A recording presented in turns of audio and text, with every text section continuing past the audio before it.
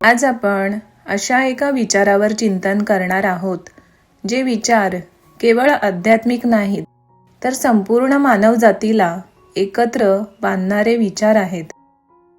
आजच्या धकाधकीच्या स्वार्थाने भरलेल्या जगात आपण प्रार्थना करतो, पण प्रश्न असा आहे की आपली प्रार्थना फक्त स्वतःपुरती मर्यादित आहे का? किती साऱ्या जगासाठी आणि सर्व जीवांसाठी आहे? हीच महान शिकवण आपल्याला अक्कलकोट निवासी दिगंबर दयाळू श्री स्वामी समर्थ महाराजांनी दिलेली आहे. नमस्कार मंडळी, श्री स्वामी समर्थ. श्री स्वामी समर्थ महाराज म्हणजे केवळ एक संत नव्हे, ते म्हणजे चैतन्याचा महासागर, ज्यांच्या दृष्टीत राजा आणि रंक समान आहेत. मानव, प्राणी, पक्षी, वृक्ष सर्व जीव एकाच परमेश्वराचे अंश आहेत. स्वामी महाराज कधीच म्हणत नाहीत फक्त माझी पूजा करा. ते म्हणतात सर्वात मोठी पूजा म्हणजे करुणा. सर्वात मोठा जप म्हणजे सर्वांच्या कल्याणाची भावना. प्रार्थना म्हणजे नेमके काय? आपण अनेकदा प्रार्थना करतो, हे ईश्वरा, माझं दुःख दूर कर, मला नोकरी दे, माझं आयुष्य सुधार, माझ्या अडचणी सोडव. हे मागणं म्हणजे चुकीचं नाही, पण ते अपूर्ण आहे. ही प्रार्थना अपूर्ण आहे. या जगात आपल्यासारखेच कित्येक जीव आहेत, ज्यांना प्रार्थनेची खूप गरज आहे, ज्यांना एक वेळचे अन्न देखील मिळताना कठीण असते, ज्यांना रोजचे आयुष्य जगताना अनेक आव्हानांना सामोरे जावे लागते. त्यांना कुठलेही सुख नकोच आहे. केवळ 2 वेळचे अन्न मिळावे यासाठी ते कासावीस असतात. फक्त हीच एक अडचण नाही.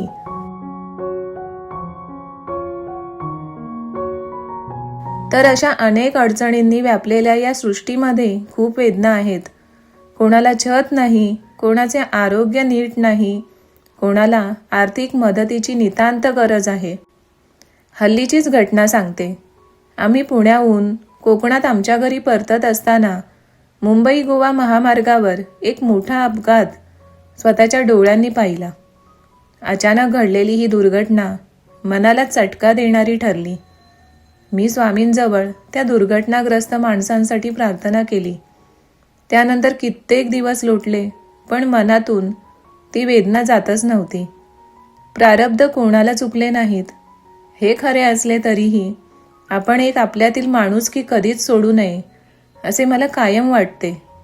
स्वामींनी आपल्याला हे शिकवले आहे. हीच गोष्ट मुक्या जीवांनाही लागू होते. त्यांचेही आयुष्य अनेक संकटांनी भरलेले असते.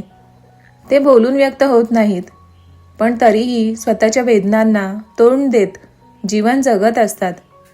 आपण त्यांचा आदर करायला पाहिजे, त्यांची काळजी घेतली पाहिजे. त्यांच्याप्रती आपल्या मनात संवेदना असायला हव्यात, प्रेम असायला हवे. इथे खूप लोक चूक करतात. संवेदना सोडाच, पण त्यांना जिवंत मानणं देखील काहींना फार कठीण वाटतं. ही किती चुकीची विचारसरणी आहे बघा. आपण कोणासाठी काही करू शकत नाही, पण प्रार्थना ती तरी करूच शकतो ना? का तिथेही केवळ आपला स्वार्थ दडलेला आहे? हा प्रश्न स्वतःच्या मनाला विचारून तर बघा. रस्त्यावर अपघातग्रस्त झालेल्या मुक्या जीवांना पाहून अंतःकरण दाटून येणारी माणसे फार कमी आहेत. त्यांना अनंतात विलीन होण्यासाठी प्रार्थना करणारेही तुरळक आहेत. स्वामी सांगतात, जो देवाजवळ आणि गुरूंजवळ फक्त स्वतःसाठी मागतो, तो अजून मी मध्ये आणि या भौतिक जगातच अडकलेला असतो. जो साऱ्या सृष्टीसाठी मागतो, तोच माझा खरा भक्त. प्रार्थना म्हणजे देवाकडे यादी देणं नाही.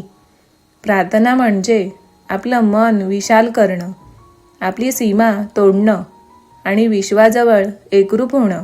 सगळ्या जीवांसाठी प्रार्थना का आवश्यक आहे? आज जगात काय दिसतं? कुठे युद्ध होतात, कुठे भूक हीच मोठी समस्या आहे, कुठे आजार जीवनाला ग्रहण लावतात, कुठे मोठमोठे अपघात घडतात, कुठे द्वेष, चढाओढ, घृणा, अहंकार, प्रसिद्धीची हाव माणुसकी नाहीशी करायला कारणीभूत ठरत आहे. कुठे निसर्गाचा आक्रोश माणसाला त्याची जागा दाखवून देत आहे. स्वामी सांगतात, तू शांत राहू शकत नाहीस जोपर्यंत जगात आक्रोश आहे. आपण म्हणतो मला काय त्याचं, आणि आम्ही दुःखी कष्टी झाल्यावर दुनिया सुंदर जीवन जगेल का? पण स्वामी म्हणतात, सगळं जग तुझंच आहे.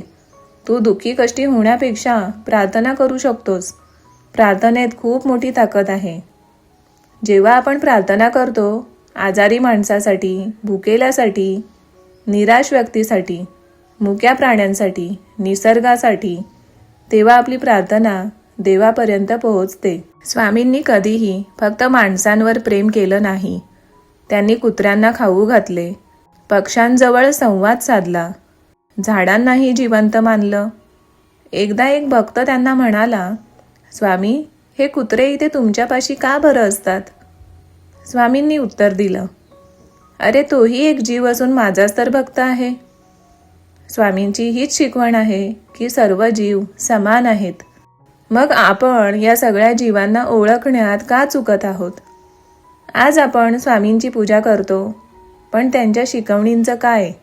जर आपण रोज दिवाबत्ती केल्यावर सकाळ संध्याकाळ तरी म्हणालो, ही प्रार्थना केली की, हे स्वामी, आज फक्त माझ्यासाठी नाही तर या पृथ्वीवरील प्रत्येक जीवासाठी शांती, आरोग्य, प्रेम, अन्न पाणी, निवारा आणि सुबुद्धी दे, तर काय होईल?